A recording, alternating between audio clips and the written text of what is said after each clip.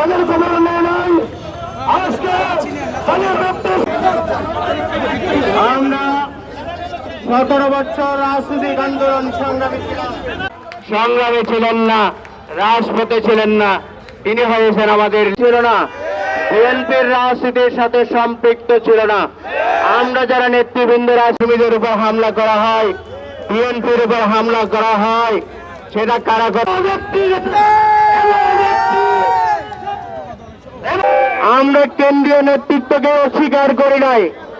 আমরা বলেছি আপনারা কেন এখানে সমবেত হয়েছেন, আপনারা সবাই অবগত হতে। আমি আমার বক্তব্য শেষ করছি। শোনাবেন